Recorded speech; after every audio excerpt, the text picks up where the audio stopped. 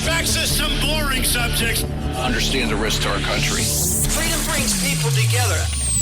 You're listening to the We Are Libertarians Network. Learn more at wearelibertarians.com. Welcome to We Are Libertarians. My name is Chris Spangle, and trying to figure out how to mute Christy. Christy, mute yourself. Welcome to We Are Libertarians. My name is Chris Spangle. We're going to talk about the burning of Notre Dame, and we're going to talk about WikiLeaks tonight. And this is episode, I think this is 350 or 351. Long on information, short on professionalism. As always, we'll be right back. Warning. This show is for adults, produced by semi-adults. So the language is sometimes strong and offensive. I don't know what I said. Welcome to We Are Libertarians, where our goal is to help you sound smarter while talking to your friends. We examine current events from a libertarian perspective while treating modern politics with all of the irreverence it deserves. There has been lie after lie. We toss out the screaming heads, put people before political parties, and give context to the news to make you think. Now, here's our host, a 15-year veteran of politics and media, Chris Spangle. All right, welcome back to We Are Libertarians. If it's your first time joining us, we welcome you as well. For those of you who are new, we chit-chat for just a few minutes, and then we get started on the information. My name is Chris Spangle. I am the host of We Are Libertarians. Sitting over there is my co-host, Harry Price. Harry, how are you? Going good. All right, Harry, and I'm going to stop this because we have a very special guest. One of my favorite people, one of the smartest people I know. It is Sarah Brady Wagner. Sarah, how are you? I'm doing well. How are you? Good. You dyed your hair for We Are Libertarians. You knew this was going to be on video, so thank you for... Yes, uniquely for you. Yes, thank you for doing the don't have purple hair any other time. Yes, thank you for making the effort to make it that purple. Here on We Are Libertarians. This is not being streamed live like normal, but you can go check out the recorded Zoom video on our YouTube channel. Please go subscribe to our YouTube channel. Sarah, you have been doing these daily episodes with Hody and Hody Johns, Dennis, Reinhold. I always, what is it called? Doxing? Yes, I always accidentally dox Reinhold. He needs to... I need to pick a name. You're clarifying it really well. I know. I'm not really drawing. I'm not drawing In case you attention. missed it. Yeah, I'm not drawing attention to the fact that Dennis is Reinhold. But Whoa. Who? and Finkel is Reinhold? Paul Copeland and Dale, and the dailies have been fantastic. Sarah, do you want to talk about your new opportunity and what you're up to now? Can you? Yeah, I can. As long as we clarify, though, that this is not part of my new exciting job. This is not an interview. I am not interviewing Sarah. She's one of the co-hosts here on the network, and this is totally separate. And she does not endorse, nor do we endorse them. Any opinions do not reflect my employer. Especially if they're coming from me. Actually, I've had a wonderful opportunity to work within the Greater Liberty Movement with an organization called Grassroots Leadership Academy. It's really kind of varied, but essentially I get to travel around the country teaching people how to be more effective activists, more effective just community organizers, people who want to help make other people's lives better, but don't really know how to go about starting to do that. Cool. So it's like, what's your daily, like, what are you doing on the daily basis? Well, it depends on if I'm on the road or not. If I'm on the road, then there's already, a group of people who a field director in the area has identified they need, hey, this is a skill set they need. Sometimes it's like just basic overview of like, different activism mobilization techniques. Sometimes it's really specific. I'm actually getting to do a lot more with criminal justice reform now. Which is kind of my passion point. Yeah, for sure. So sometimes it's going in and talking about like, what is the current state of your state's criminal justice system? It really varies. So education is a great place to start in order to get people to a point where they can do something effective. I don't know. I find a lot of people are very enthusiastic and don't have much of a direction for that enthusiasm. Now I've got a job teaching people that. Yeah, I noticed that at the Libertarian Party of Indiana. I mean, I was basically chief trainer, chief fundraiser, chief everything. But what I noticed about people that wanted to get involved in libertarian stuff of any variety, be it a county party, a candidacy, I noticed there were two central problems. They didn't think they knew enough about libertarianism to represent it, and they didn't want to disappoint other libertarians in the way that they represent it. And two was they didn't think that they knew how to do politics or organizing of any type, and so they just didn't do any of it. So it's very necessary what you're doing. I mean, what are you kind of finding as you go out and talk to people? I mean, are you talking to students? Are you talking to boomers? Who are you talking to when you're doing these trainings? The cool thing is that the timing of when I've been hired, they're kind of trying to shift that, their target for who they're working with, and really make it more broad and focus on coalitions over issues. So, the idea being that within the greater liberty movement, there are a lot of things that, are people's individual passion points. Like you have criminal justice reform. Sometimes even within that, you've got people who are I'm passionate about voting rights. You've got other people who are really passionate about bail reform. Mm-hmm. So we're trying to shift more towards working with groups that we can agree on this particular issue. And we're not going to focus so much on if we are, that 80%, 90% total value, consistent. We're because this is the thing we're going to work on together. Right. So because they like the purple hair, I get sent out for more college groups. But there are a fair amount of just older, more conservative, audiences, and they have different things they're more interested in though. So you kind of work with them on where they're at. Are you saying the Tea Party's still kicking? Oh yeah. I was in Arkansas recently. Yes. Really? So what's going on in the Tea Party movement? I mean, a lot of the same inertia, I guess. right. Infighting, yes, arguments. Mm-hmm. That's what happened here in Indiana. We all do that, right? Right, yeah. It's called the Libertarian Party. I've been a part of it for a while. It's called politics. The human condition. Let's upgrade it to all humanity. There you go. So, anybody who's dealt with the Republicans or the Democrats, it's let's not pretend it's better. So, it's bigger. Yeah, that's fair. That's fair. As you're going out and doing these trainings, are there a few things that you just find yourself consistently saying over and over and over? Well, the nice thing is I haven't been doing it for too terribly long, so it hasn't gotten really repetitive yet. I've actually only been on the job for not even 3 months at this point. Right. So a lot of when you're talking to newer activists, just, where they're at that enthusiasm level, it is just the nuts and bolts of okay, so if you were to run for office, do you know what offices there are in your area? What's the structure? Do you live in a town? Do you live just out in the county? If you live in a town, that doubles the amount of seats that you could find. And, but also talking to people about maybe government is not the best kind of angle for you to go. Particularly working with Libertarian Party libertarians, we're a very eccentric bunch. Yeah. Sometimes we're really politics is not where you're the most effective. You might be way more effective actually putting together a nonprofit group in your community I had an Uber driver who was telling me about her community in Pennsylvania who they put together a nonprofit to take over the town park. Well, that's cool. Nice. Because they weren't taking care of it. Right. And there were some people people who lived in the community and people who had grown up and then moved away who were hey, I've got money, let me donate. This is an important part of my childhood. I want that to be sustained. And the town's not doing it because the town doesn't have the tax base even. Right. So they're we're going to take that away from you. We're going to take it off your table. She was telling me, she was it was a really unique approach. She was we should have more of that though. It shouldn't be the unique approach. It should be the common sense approach. Yeah, that's really interesting. So did they succeed in taking it away? They did. Yeah. So they for a couple of years now, they've have had their town park has actually been run by an independent nonprofit. Ooh. So how difficult was it to take it over? Well, the nice thing is when you can come at working both with and outside of government non-adversarially and acknowledge, hey, we all live here. We actually have common interest. There's mutual benefit. Then you can work with the town. And then the paperwork gets a lot easier if you've got people who actually want to make sure that's the outcome. Wait a minute. Are you saying that I shouldn't be confrontational to my local politicians? Yes. In fact, I'm saying you should probably make friends with them.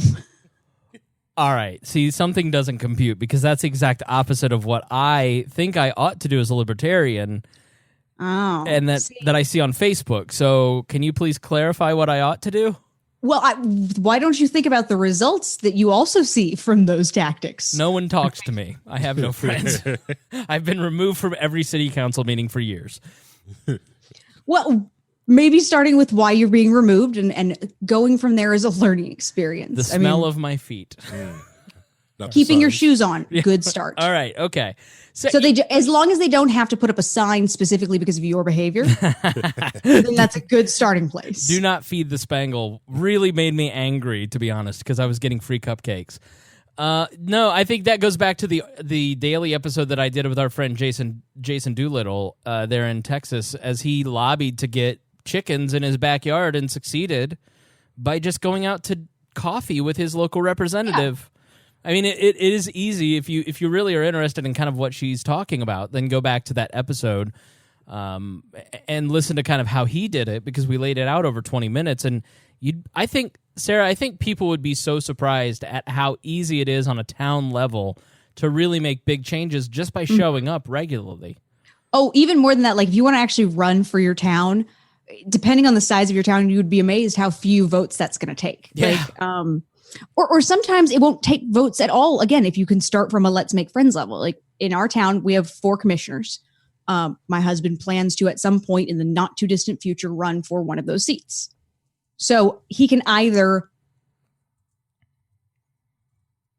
figure out that it's only going to take like 450 votes to win anyways. So if you're going to campaign well, like that's doable. Or the easier option, you could go and make friends with the 70-plus-year-old guy who's currently in that office and let him know, hey, this is something I really am interested in, being involved in town government. And you might be surprised. He's like, actually, why don't you go ahead and run and I'll just step down next year? I'm tired. And you run unopposed. I've had enough. Yeah, you'd be amazed. Especially go and find out what the average age of your elected town are.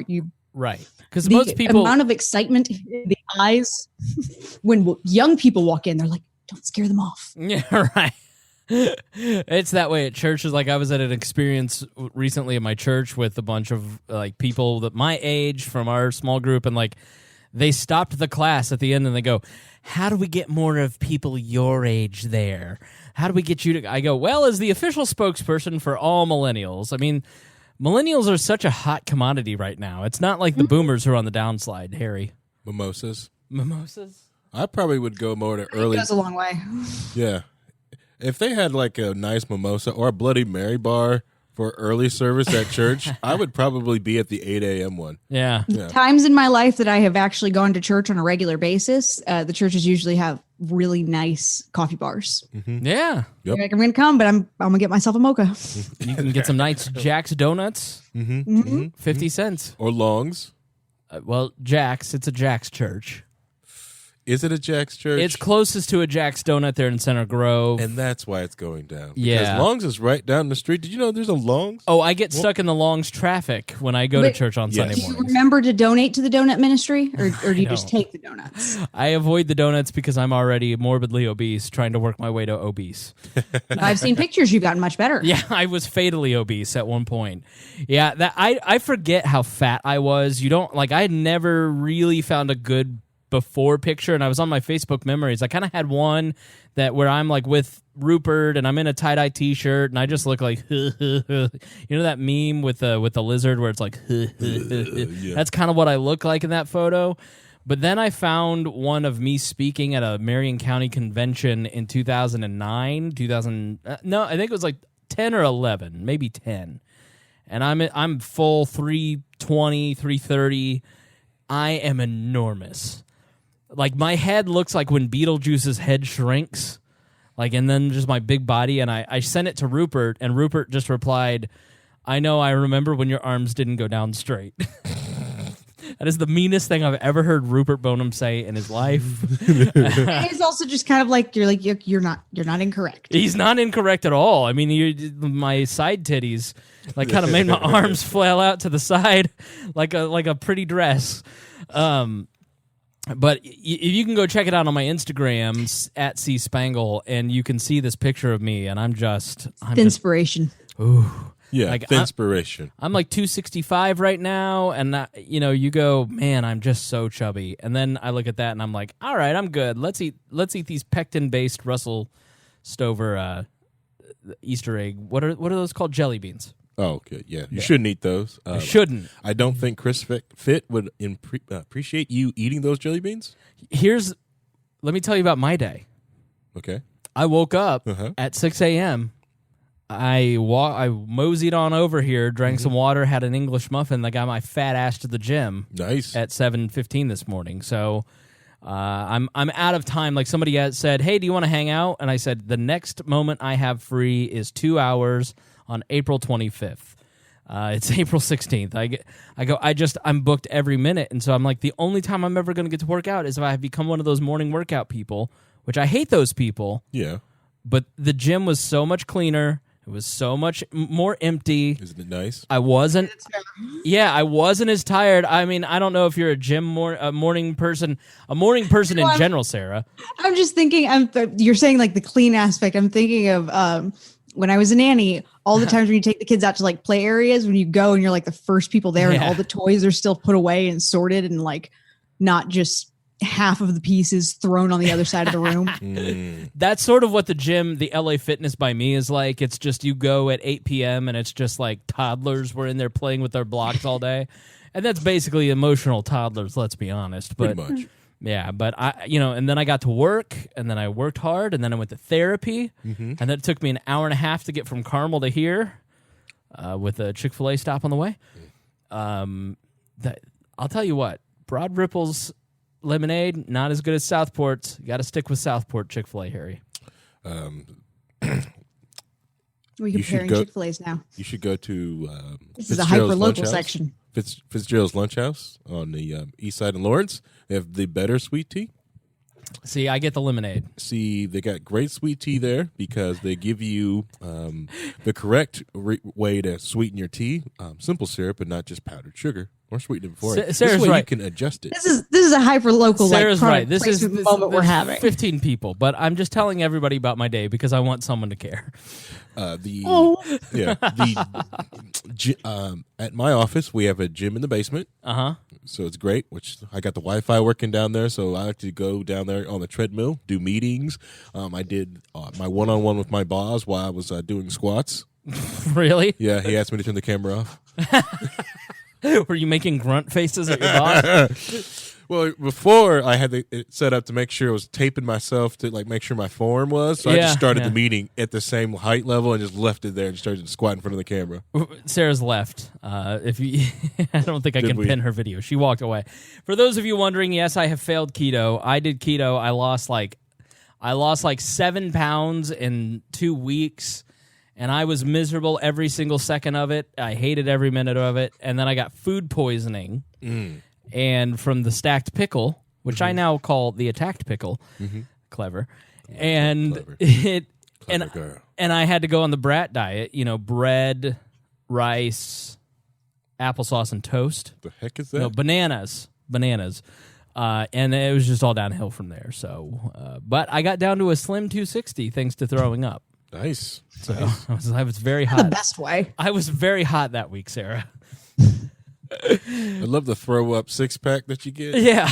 Well, I'd have to throw up, I don't know, every day for the rest of my life probably to get to a 6-pack, but goals? Yeah, not going to have a 6-pack, I don't think, Sarah. I'm just not, it's not in the cards for a Spangle. I think you can. Trade-offs. Right. But it's really hard to get the 6-pack, but it's worth it. Okay, it's not worth it. It's not worth it, no. Worth it. If you had to go through what I had to go, the torture of keto was just too much. I'll just eat less carbs, but I can't do that. Keto's not torture? It's torture. It was absolute hell. It's beautiful. Once you get to push past, get to the max point, and you get into ketosis, you just feel amazing and that you can just do anything. I did not saying that. I don't know. Sarah, have you ever tried keto or anything like that?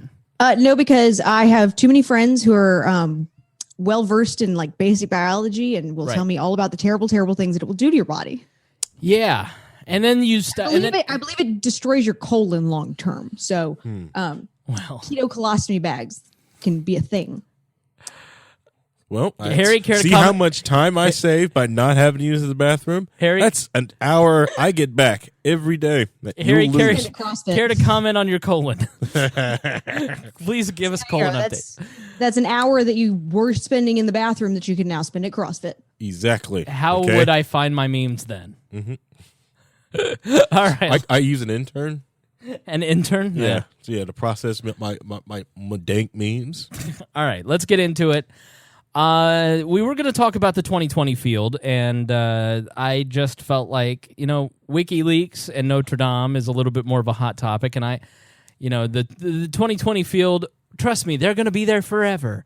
We've got our first debate coming up here, I think within the month. Sarah, do you know when the first debate is? I think it's like in 2 weeks, maybe. Something very short. Sarah has gone away. She has left us. Sarah, do you know when the first debate is? Oh, God, no. Yeah, I think it's the first Democratic debate, even? Yeah, I think it's in like the next month, I swear. I'm not kidding. I'm really just hoping that some of them drop off before then, because you can't just keep adding. Oh, they'll try. They'll try. You can't fit them all on stage. So, I was watching the burning of Notre Dame. Here in Indiana, we see Notre Dame because we have the college here. And You're American. Yeah, there were a lot of distasteful burning of touchdown Jesus memes floating around, but Tad shouldn't have made those.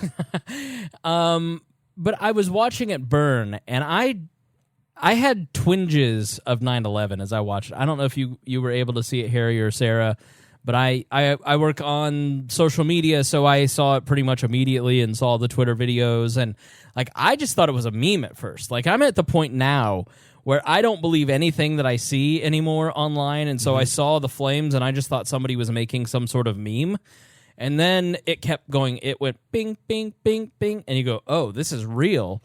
And so you go, oh, just a fire at Notre Dame is what I'll call it. Yeah.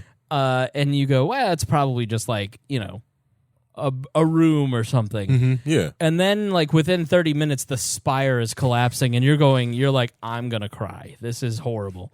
And so I just was thinking about it because we're going to talk about WikiLeaks today. We're going to talk a little bit, get into some of that, kind of describe WikiLeaks. But I think juxtaposed to Notre Dame, I want to start with Sarah and ask her this because we started to get into the conversation on Messenger, and then she's like, just save this for the air. Let's not waste our time with this now, which is why I like Sarah. She's very efficient. Why was I so sad, and why do you think people were so affected by watching this cathedral in Paris, France, burn down that was built 850 years ago?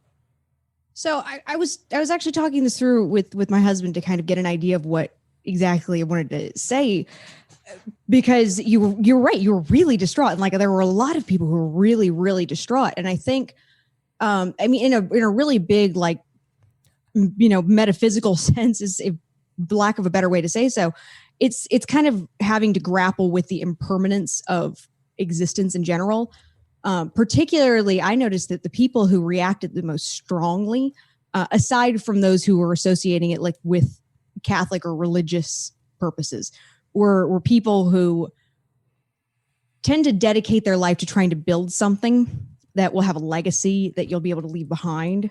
And literally watching Notre Dame burn is just this huge moment of realization for most people, if you try not to think about the fact that you can try and build something that may seem to last forever, and it may be destroyed at any moment. And that's just how reality is. Well, there are just some things that are just always supposed to be there.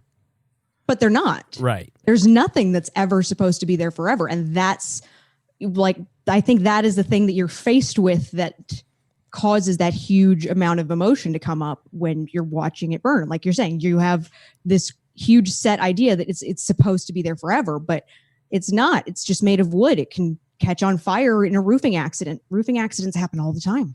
Was it really a roofing accident, Sarah? Yeah. I think it's really statistically likely. Roofing accidents happen all the time. Are you sure that it wasn't Muslims or yellow vests or the globalists? Yeah, coming in. Nope, not sure at all. I'm sure there are great theories and lines that can be drawn together. In fact, it sounded like you maybe had one or two to throw out at us. No, I have no theories. I think it was a roofing accident. I just am so tired of living, and maybe it's our feeds, Harry. Laser beams.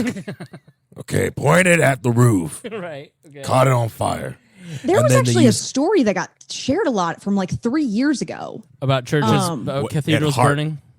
Oh, sorry. No, about it was something about a gas tanks being found near Notre Dame.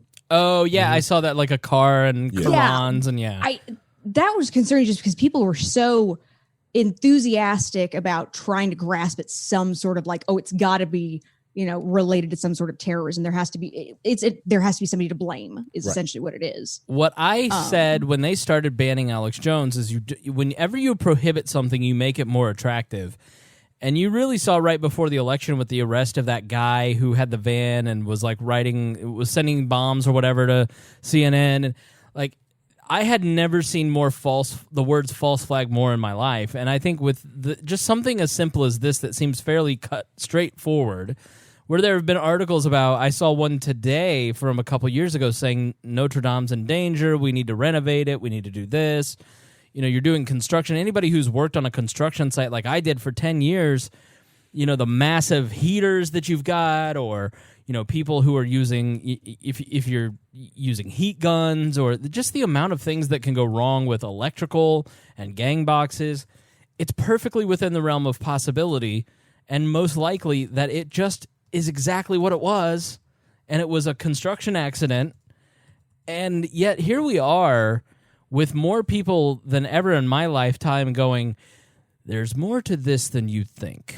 And I go, no, there's not. There's really, like, at what point, I'm just exhausted by the conspiracy mongers amongst us all. Like, sometimes it's very clear that something's off, like the 2013 sarin gas in Syria. But then other times you're just like, I don't get it. There's two parts to it. One is it's reinforced by every time, you do have some sort of, sometimes conspiracy theories are absolutely founded in truth and, turn out to be that way, and we all find out. But in a lot of cases, there are people who, for one reason or another, you have a difficulty accepting that bad things happen, or that things happen that don't have anyone to blame. That is just kind of the nature of reality and of chaos in general. It's like there are going to be things that happen that you're like, wow, that was a really crazy coincidence even. But accepting that requires being comfortable with a certain degree of uncertainty that a lot of people don't like. Yeah, if you're not comfortable with uncertainty, you have to always be seeking, well, I found the answer. People don't like chaos. Yeah. No. That's why like a lot of people started going after like conspiracy for 9/11, because a lot of people who saw that, it was like their biggest first thing acts of terrorism that they've ever seen, or anything like this, especially on American soil. So, and it broke up the pattern of the normalcy. So they went to like, okay, this has to be planned, because if that doesn't, then my whole life can be messed up at a moment's notice by someone else I do not know from a land I never heard of. Yeah, because it can. Correct. So just the same way with this. Like if this does turn out to be just an accident, like it's probably is going to be, it's a lot of people are still going to probably look at conspiracy theories for the next 5 years. Yeah, but you two both know that if it was the Muslims, the government there ain't never going to tell us. Conspiracy theories also come from a place of incredible comfort and security. I mean, if you seek out, one joke that I always made is anybody who really believes in conspiracy theories has never tried to run a group project. Yeah. The idea that you could keep thousands and thousands of people from ever leaking one tiny little bit of information is laughable to me in a lot of cases. We're 20 years out. We're 20 years out from 9/11 almost. And you go, all right, so let's take the buildings, for instance, and you put the thermite in the buildings. You've got people working late. You've got the security services that implant it. You've got the security services that guard the buildings. You've got the custodians. You've got the taxi drivers that drive.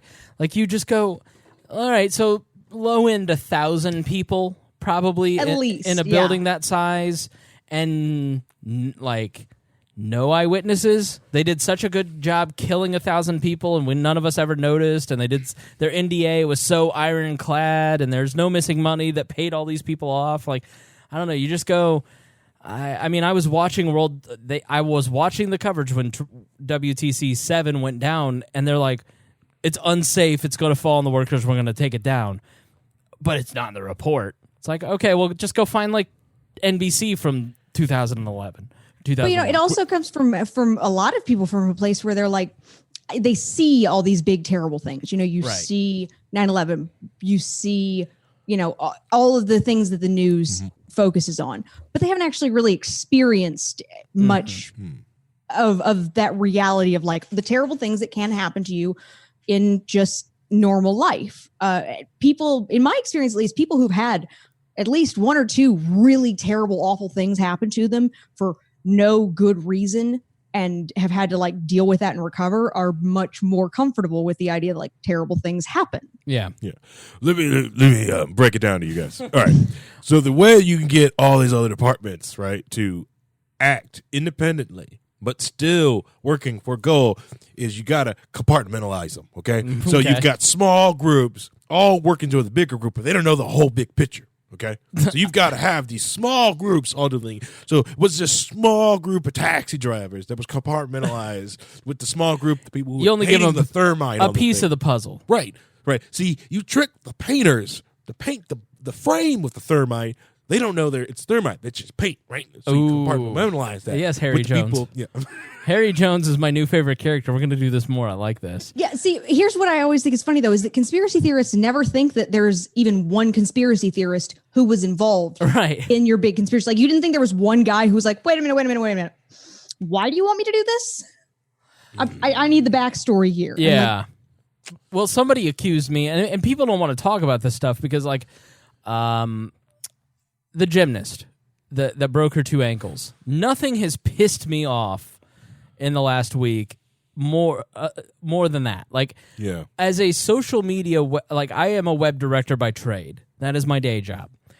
And if my boss judged me on clicks, I think that incentivizes you to act unethically. And so you have all these social media directors for all these news outlets who are going, well, what's going to get me the most clicks? People are definitely going to watch this painfotainment moment where this cute girl gets her legs broken in a gruesome accident. Who's not going to want to click on that? And then, like, less than a week later, you've got the same web directors posting the article of her condemnation of their posting it. And they don't even, like, I can't imagine being the person who works at, like, my local THR at the local NBC affiliate going, man. You don't even see this, do you? Like, I want to go, dude or lady dude. Like, do you not understand how unethical it was to post it in the first place and then how stupid you look posting the follow-up? And I was just trolling. I know it didn't make any difference, but I just think... And then you look at like all these mini news stories like stepdad molests daughter, gives her abortion with a coat hanger, and you just go, at what point do we start looking at the news and going, none of this has any value whatsoever? What does this really, how does this impact me? I have no idea where I was going with this. I just got into a total rant on this because it just is driving me. It just makes me so mad. I think we need to be really good. Tangents are okay. Yeah, we just need to be good consumers of our media. Harry's like, Sarah disagrees. Sarah, you're new here. If we let him tangent, we'll be here till 11. No. You just have to be skilled enough at bringing it back around. So anyway, Notre Dame. But yeah, and did she just like low hand like hit me? Say I'm not skilled. Ouch. No. I'm gonna go. You're gonna be fine. But I wish I remember. I had a cogent point, but I just got blinded by my rage for unethical web director behavior. Right.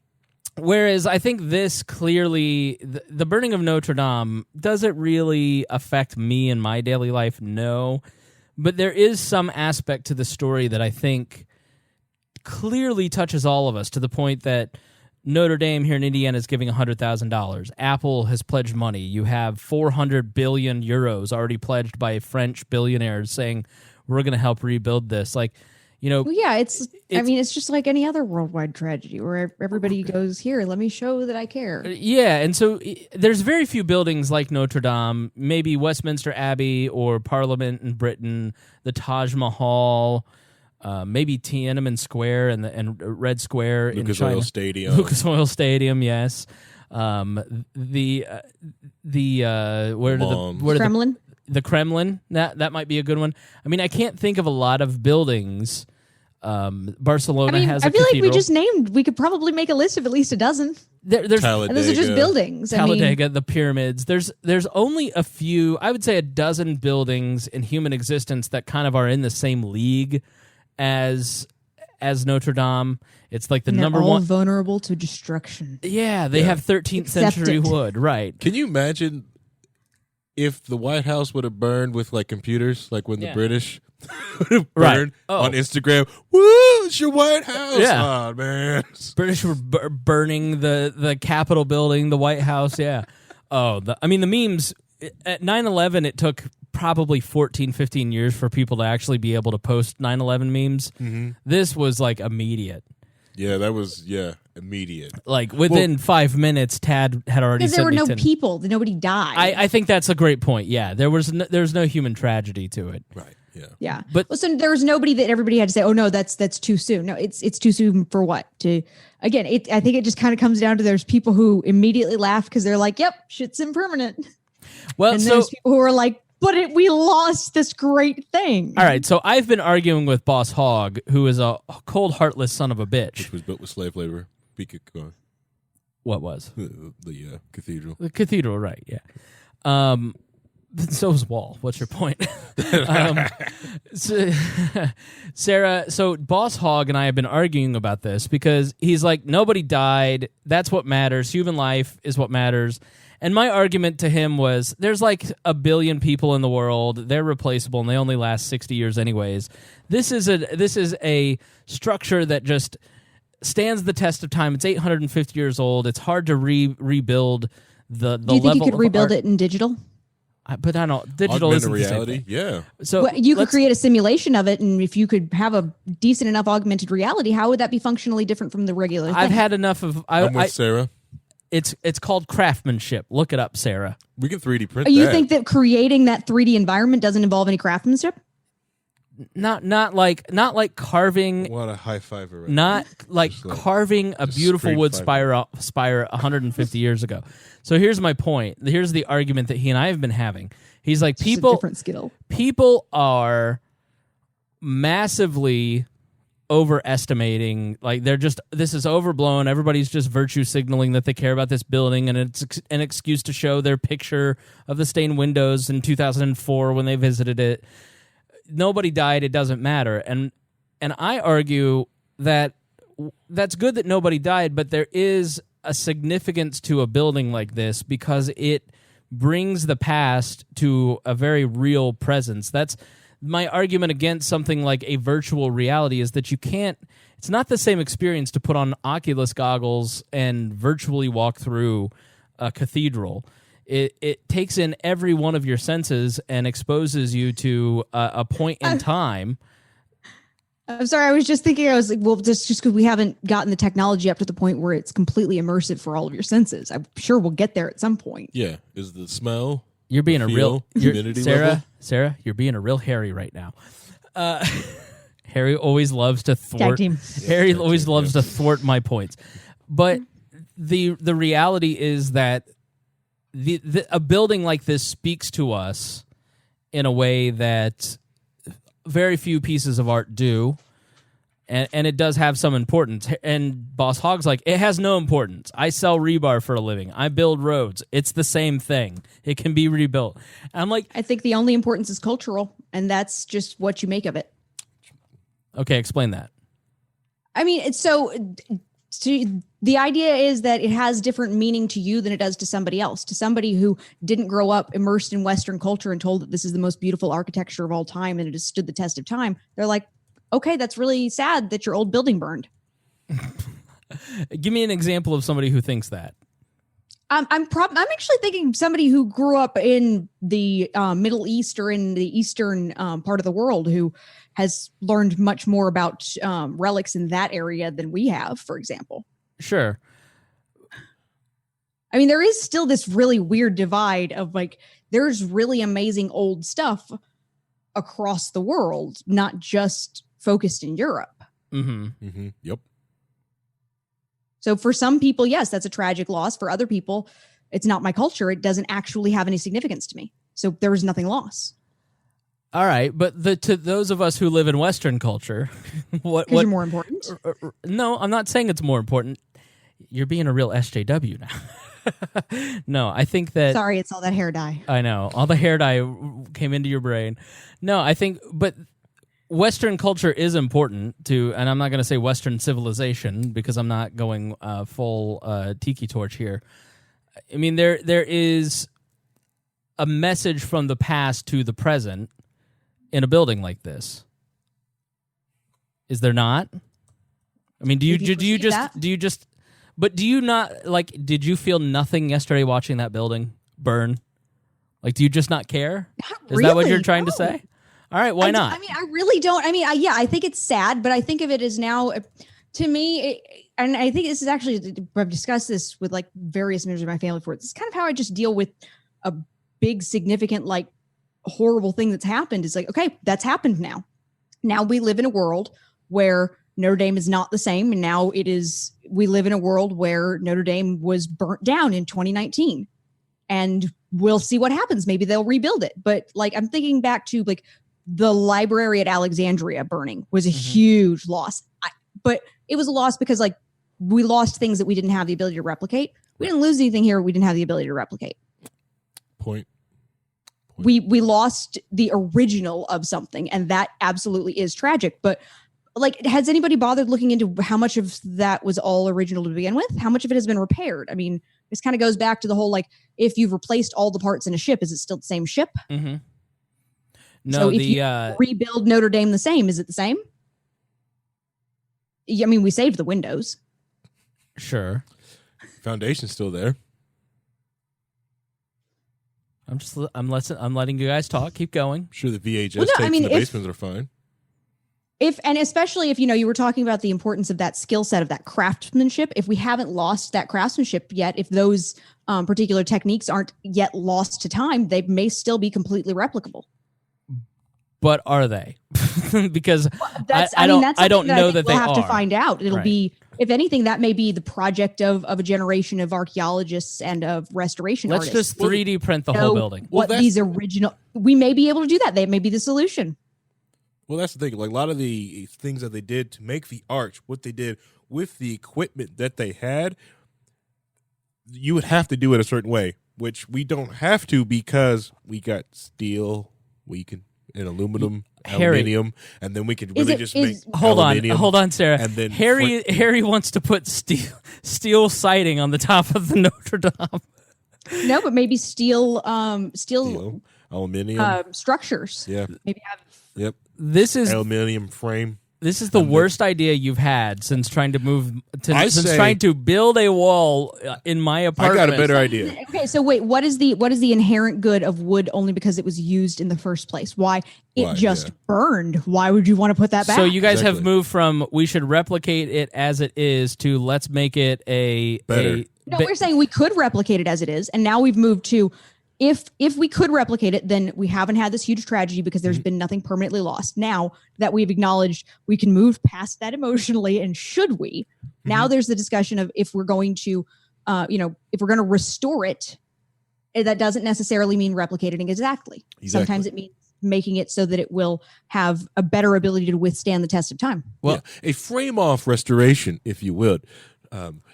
What if we made some sort of dome structure? That can open up on nice days. What if we made it with a nylon roof, just like the Hoosier Dome back in the day? No, this building took. What if they accept that? Okay, it's burned, and now we can move forward and go. Well, this is still Notre Dame. We still have great, amazing, world important events that happen here. I'm right with Harry on this one. Like, maybe what can we do to now that it's rebuilt, the 2019 renovation that, well, ended up being a lot bigger than we expected, where they added the, call it, the Angel Dome that the Pope gives his now annual speech underneath. And that's something that is now part of humanity and is part of our culture and tradition that wouldn't have been there otherwise. We should have done the 2020 candidates. The Apple Notre Dame. Thing I've ever heard The in my Apple life. Center. I'm so annoyed with both of you. The Catholic Church does not need sponsorship. Oh, it'd be great. Just throwing that out there. Welcome to the Verizon. You have now taken a holy space, a sacred cathedral from the 1200s, and turned it into something Jerry Jones would build. And you don't. I went to Boston and have it open up into a baptismal pool. Yeah, I love Olympic size. It's now a mega church. Joel Osteen. Right. It's now the arena in Houston. No, I went to a river to flow right through. I went to Boston and I was waiting on my Sorry. car to get ready. I love Boston. It's No, you don't. Yes, I do. No one likes Boston. You stop gaslighting me. And you go into these old churches where the Revolution was born, and you see where like the sign, George Washington sat here, and you just touch the rail like where George Washington was. You get to see the setting of where these historical events took place, and it connects you to a time in history in a way that you don't get when you read a book, or that like when you go and visit a historical site. You are taken to a place and you can kind of get the measure of things. I just was reading a book on the Cincinnati Turner Society and Turnoverans and social organization amongst immigrant Germans in the 1840s, 1850s. And I was reading this book, and it kind of describes the streets. And then I went to Cincinnati a couple of weeks ago, and I got to walk the streets where these same people that I'm reading this book about were, and you just get. It gives you a new perspective. It gives you a different perspective. There's also an aspect to a building like this where it takes 250 years, or like the National Cathedral in Washington, D.C. is still ongoing, or the cathedral in Barcelona, where they're never going to finish this thing, essentially, where it's an ongoing project. We don't live in a world, it's like, well, if we want to rebuild it, we ought to rebuild it within the next 10 years. We ought to put some steel roofing in there, make it up to fire code, and do this. Well, and that. They used to live in a world where the only reason a building was finished was because the architect died. Right, but that's not what this is. This was a holy. It was something that the people of Paris and the planners of this building and the church set out to build a temple to a creator. It had a higher significance than just a historical site where Napoleon was crowned.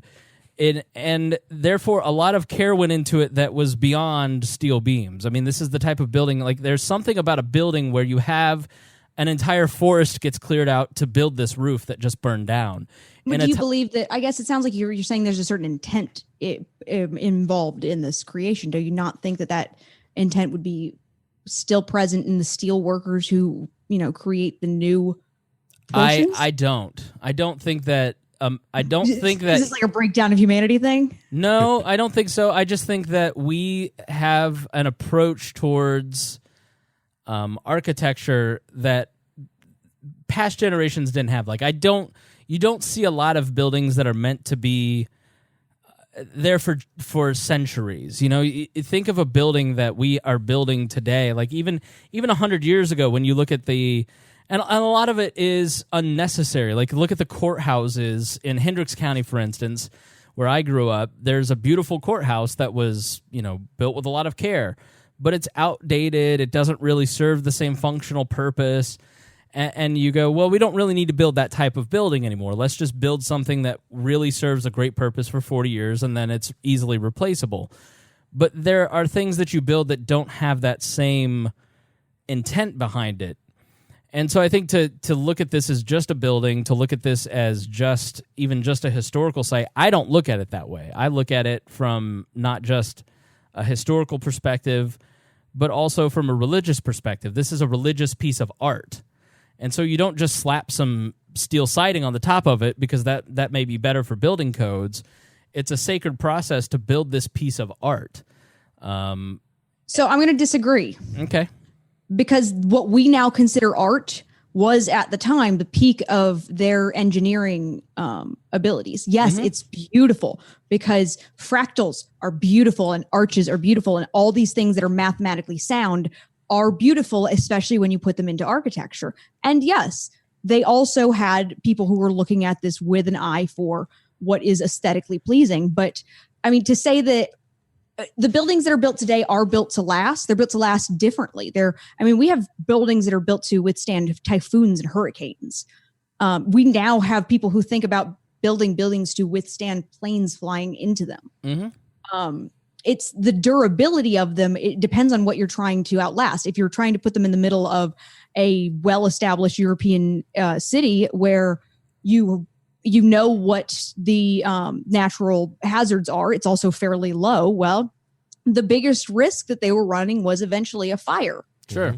And I think it's happened before. I saw some libertarian INTJ keep posting a picture of World War I with Notre Dame on fire. So I don't know if there was a fire before, but Yes. and 150 years ago is when the spire was built. So it's been added on, it's been rehabilitated, it's been redone. Yes. So there's no there's no doubt about that. We're making a big deal out of the loss of, like you said, something that's only 150 years old.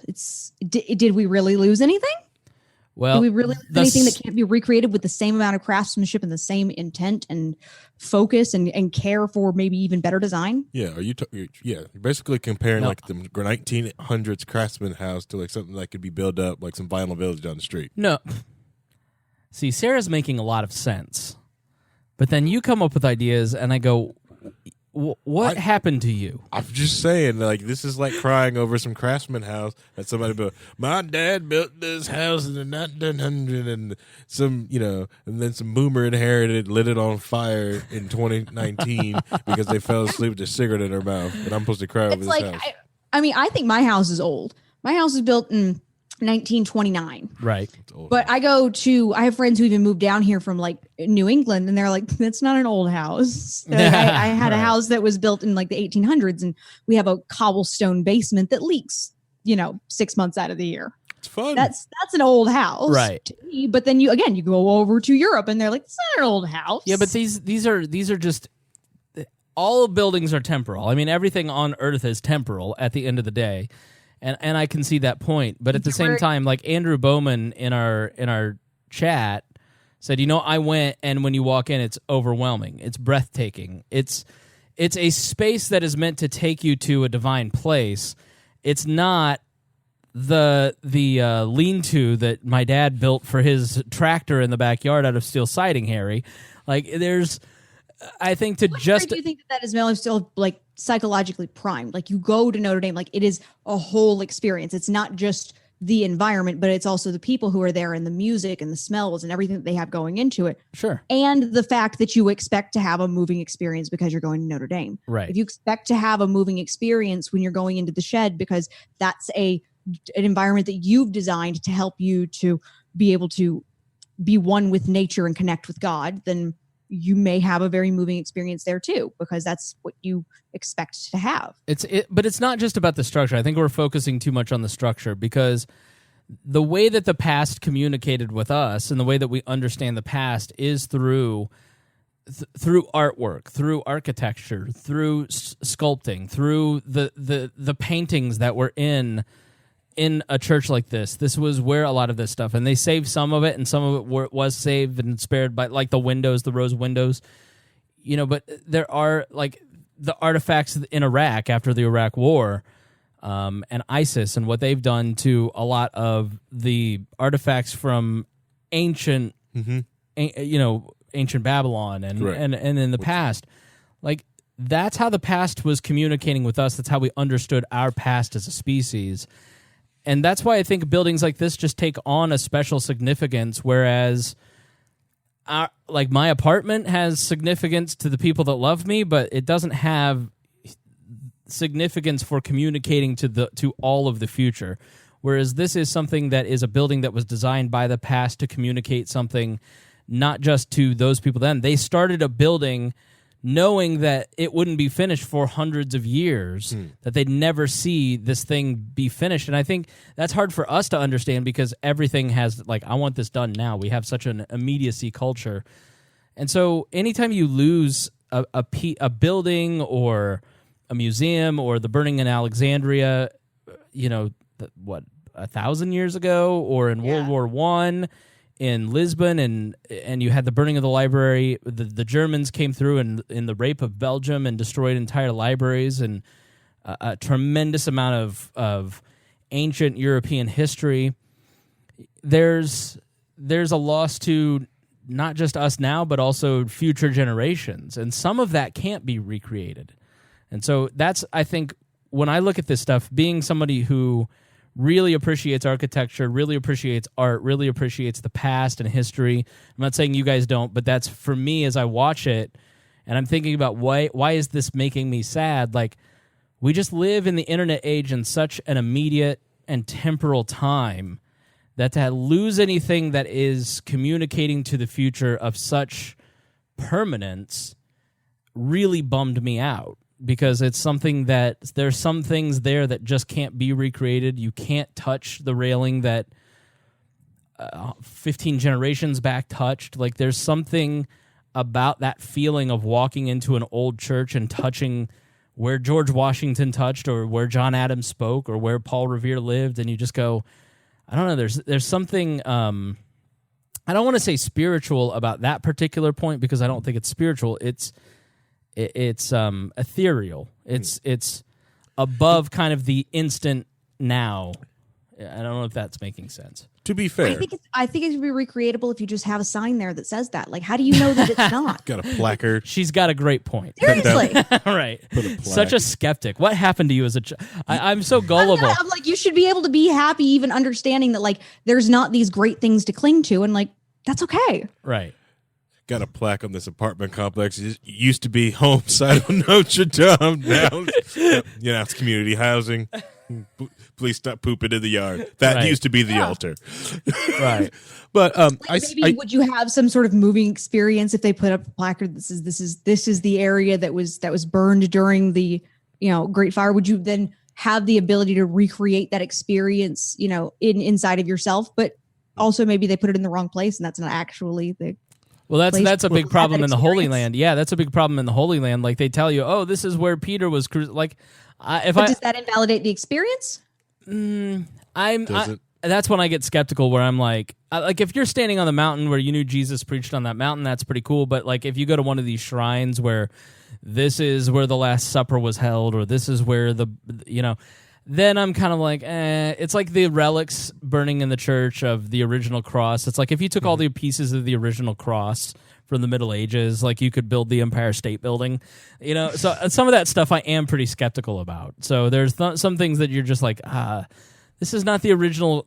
This gilded gold metal crown of thorns is not the one that Jesus probably wore. You don't know that. I don't, but I'm going to make a guess. At one point of time to be preserved, because they would also know that the wood would eventually break down around the way. But you have to understand that the way Catholics believe this, though, relics are a whole thing. Like, yes, relics, they have to be authentic. But, yeah, exactly, because they're basically magic. Right. Well, they're trying to still cover up that whole paying for salvation thing in the Middle Ages. Hey, you can still do it. Anyways, I see what you're saying. I'm not giving credence to that it's a connection to the past. It helps you remind yourself of history when you see that, and gives you basically that almost like a fetter to the past. It helps anchor those feelings, those emotions, the things that you read about. It's the same thing that happened into why a lot of black people don't have a lot of pull to like African history, because a lot of that has been destroyed. One by colonization from Europe coming down, taking all of it and destroying it and using for other things when they went to Africa, and also being overrun during the quote unquote African Dark Ages when they were invaded by the Middle Easterns and they came in and destroyed everything. Right. Yeah. So those connections to the past, I will, I understand it. I get it. Having a museum full of stuff, it gives you a better chance of understanding, oh, wow, this thing existed, as opposed to just the forgotten history. And I do see some of kind of, maybe, Sarah, you'd agree with this, that if it's gone and it's forgotten and people don't remember it, then really at the end of the day, what are we missing? I don't know. Yes, but at the same time, like, I guess this is where I go to the sentimentality that you've been expressing. But if no one, to me, that's the loss. If no one remembers it, if everyone forgets it, then like that's only time that you've actually lost it. Like for me, I was doing an article on the beginning of World War I, and I was like, I wonder what was going on when my great grandfather was born in 1911, and I looked up the Italian-Russo War and. When he was born, that's when it was beginning. And then I found out the names of my great-great-grandparents who were alive and having children in 1911, and it was 2013. And so I'm sitting here thinking, okay, these are the people Sarah, you know a lot about personalities and how they're shaped. Like, your great-great-grandparents have more of an impact on your thinking patterns and your position in society than you might ever imagine. And yet, I don't know any of my great-great-grandparents' names. They're just forgotten. Maybe you have some dusty old photographs in your mom's house or your grandma's house, but nobody really knows. Like, everybody has the Elizabeth Warren story. That's why it's funny when we call her Pocahontas, but everybody kind of has that story. Like, I think I'm 1/16 Indian, but when I think I'm mostly German, but then when my sister gets her DNA test, we're all British. Like, you go, we don't even really connect to the generations that lived 100 years ago. We don't even know who our direct ancestors are, and it's disappointing. It's kind of like we don't understand our own history. So I think one of the differences I want to kind of look at there is the difference between memory and documentation, or memory and written word, or archival records. Because I also am really like into a lot of genealogy, so I've looked into a lot of my ancestors, people that nobody in my family can remember what this person was like. But I can go through all of these records and I can find stories in these records. I can find narrative accounts sometimes. There are letters. I mean, if you go and look through the archives in the states that your families came from, sometimes you can find handwritten letters. And so at that point, you've almost revived that memory. So has it actually been lost if there's still a record of it? Right. Or is it maybe just not, it's dormant? Is it something that's maybe just not being used right now? And part of the fascinating nature of humanity is that not only are we able to pass along stories and, traditions and culture, but we've also figured out how to store up more knowledge and more stories and more traditions than we ever could use, than one person can actually, contain in themselves. But they all can be recalled at any time. I mean, we have Latin is an entire language that nobody speaks, but because we have it recorded, because we have it, we have it saved in this way, we still are able to use it when there are people who want to recall that up and bring it back up again. So is it really still lost, or is it just something that's not, used in modern times? Right. Yeah. Thank you, J.K. Rowling. Badger Pride. What? I didn't get that. Because she said Latin, Hufflepuff, Badger Pride. Oh, okay. Because she said Latin. A lot of the things that get people to speak Latin at one point of time was the Harry Potter books that were coming out in Latin. Anybody who ever wants to learn how to set a book on fire has to learn a little bit of Latin. Let's jump into WikiLeaks, because I think that the conversation around everybody's talking about whether Julian Assange did anything wrong. But Sarah, do you find a lot of people on your travels on the internet, Harry, you as well, do you find a lot of people even remember what Julian Assange really did? And that's been in the last decade, the last 9 years. So there is some confusion as to why the U.S. is the one who are getting their hands on him and not Sweden. Because all we have to charge him with is you. At least the understanding is you let out state secrets. They leaked. Eventually, what we look through, and like any good, leak, you look through and you're like, hey, let's look at all the terrible things the government's been doing. Right. So I wanted to. We have some great research notes from our great researcher Sam Schultz, and I am going to include this in the show notes so you can check this out. We won't go. They're wonderful. Aren't they great? Yeah, he's fantastic. Yes, I always appreciate the ability of our research teams to produce far more research than I could actually remember. So they force you to have your computer in front of you. It's exactly right. Yeah. So I don't want to go through everything because I don't want to just read this and kind of get into that whole reading thing. But, and Sarah, feel free to kind of interrupt where you want to add some color commentary. Same with you, Harry. I know you probably have a lot to say on Julian Assange and WikiLeaks. But let's start with who Julian Assange is. And he's the founder of WikiLeaks, long targeted by the U.S. for his role in releasing secret government documents, and a lot of those pertain to the U.S. and the Middle East and the detention of people in Guantanamo Bay, the 2016 elections. He's come under attack for releasing thousands of emails stolen from the DNC and the Hillary Clinton campaign, and those damaged Hillary Clinton. He's been a long foe of Hillary Clinton. In 2010, his biggest score was the releasing of diplomatic cables that greatly embarrassed the Hillary Clinton diplomatic corps that she ran. And then she was less than a fan of Julian Assange. And then in 2016, when he got his hands from Russian hackers on those emails, he was more than happy to release those. His suicide is going to be so sad. Yeah, right. If you're going to pick a foe in politics, Hillary Clinton would be the perfect one. Well, and once you've already got a foe, you might as well double down. Exactly right. She can only kill you. Yeah, she can only suicide you once. Right.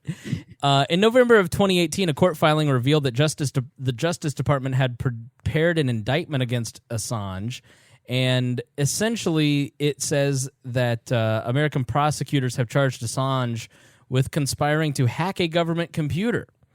And the U.S. charged Assange with one count of conspiracy to hack a computer related to his role in 2010 in the release of secret American documents. This single charge stems from what prosecutors said was his agreement to break a password to a classified U.S. government computer. It was not an espionage charge, a detail that press freedom advocates have watched closely. And so Assange even is starting to kind of break away from his own group, asking whether he still loved WikiLeaks. In October 2016, after the organization published the hacked emails, Trump said, "I know nothing about WikiLeaks. It's not my thing." So not Assange. Trump said he doesn't know anything about WikiLeaks, but he also loves WikiLeaks. A dual thing coming from Donald Trump is not necessarily Gotta surprising. love the selective. Oh, no, I don't know anything about that. I'm so proud of France for putting out the fire. The church is so beautiful. It'll be bigger and better than ever. Do they use water bombs? You are literally making the Trump argument, Harry. We're going to build it bigger and better than ever. Let's put a big hotel on the top of it. Yeah. Me. I think it'd be great. Golden. So in 2013, the Obama DOJ decided not to prosecute Assange for publishing classified information. They charged that government employees and contractors, mainly Edward Snowden and Chelsea Manning, for leaking classified information instead of charging Assange instead of getting into a First Amendment fight. So Matthew Miller said it's not worth it. Right. And so a Justice Department spokesperson, Matthew Miller, said the problem the department has always had investigating Julian Assange is there's no way to prosecute him for publishing information without the same theory being applied to journalists.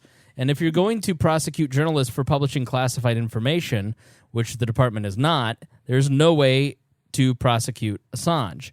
And so this thing that they want to charge him for carries a 5-year sentence, and he spent 7 years basically in prison in this Ecuadorian embassy.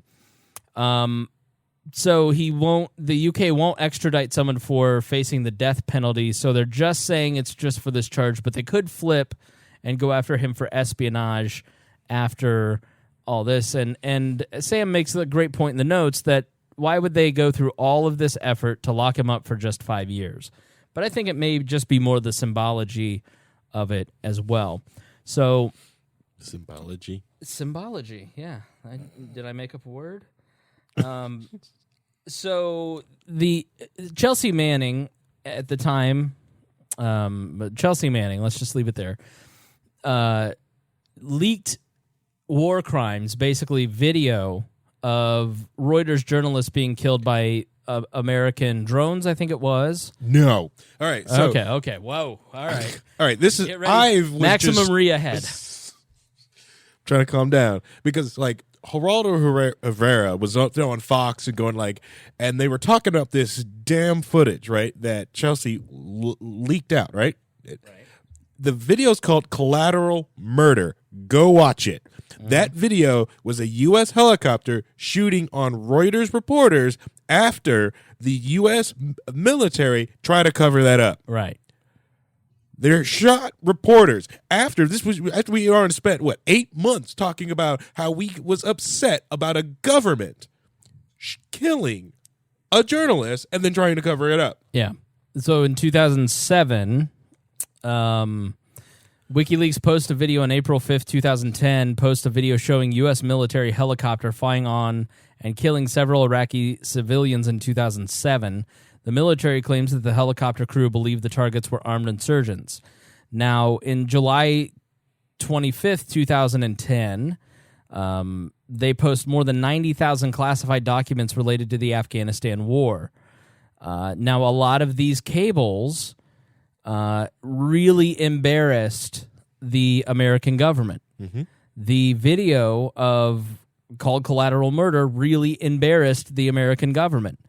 And then on August 20th, a month after those classified documents, Swedish prosecutors issue a warrant for his arrest based on allegations of sexual assault. Those have now gone away. They've been dropped. I had actually read that they were brought back up recently because he'd been extradited. It was the woman who had accused him because the statute of limitations hasn't actually run out yet. Okay. They dropped it because they couldn't prosecute him because they couldn't get him in the country. So let me just let me go through his timeline because I think giving the details here first, that'll kind of help shade some of our conversations a little bit. WikiLeaks is founded in 2006 by Assange. In 2007, they post the procedures manual for Guantanamo Bay. In September 2008, they post emails from Sarah Palin's Yahoo account. In April of 2010, the Collateral Murder video comes out. 90,000 classified documents. A couple months later, a month after that, in 2010, Swedish prosecutors issue the arrest warrant. October 2nd, 2010, WikiLeaks publishes classified military documents from the Iraq War. November 28, 2010, the Stockholm Criminal Court issues an international arrest warrant for Assange. In December 7, 2010, he turns himself into London authorities, and he remains in custody. He is then released on bail and put on house arrest a few days later. A judge rules in support of Assange's extradition in early 2011. They file an appeal, and then WikiLeaks in April of 2011 begins releasing classified military documents providing detail on the behavior and treatment of detainees held at Guantanamo Bay. Then, September 2nd, 2011, WikiLeaks releases more than 250,000 U.S. diplomatic cables. November 2nd, they vote to extradite him to Sweden. That goes on for a while. Assange, in June 19, 2012, enters the Ecuadorian embassy. He's granted asylum there.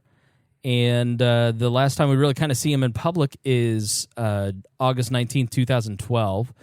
August 13th, 2015, Swedish prosecutors announced they're dropping allegations involving sexual molestation and coercion as statutes of limitations in the investigation run out. However, the allegation of suspicion of rape still stands, and he may be investigated until 2020.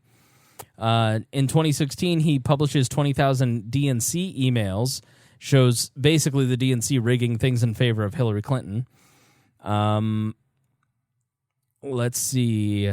October 7th, 2016, WikiLeaks begins publishing the Podesta emails. The Trump campaign, or the Trump presidency, basically, Jeff Sessions says it's a priority to arrest Assange. And then he's arrested on April 11th. Somewhere in between there in the last couple months, he released something from the CIA, and Pompeo basically said he's a terrorist group, an informational, a non-state espionage group or something along those lines. So a lot of his crimes, quote unquote, according to the United States government, there really aren't crimes.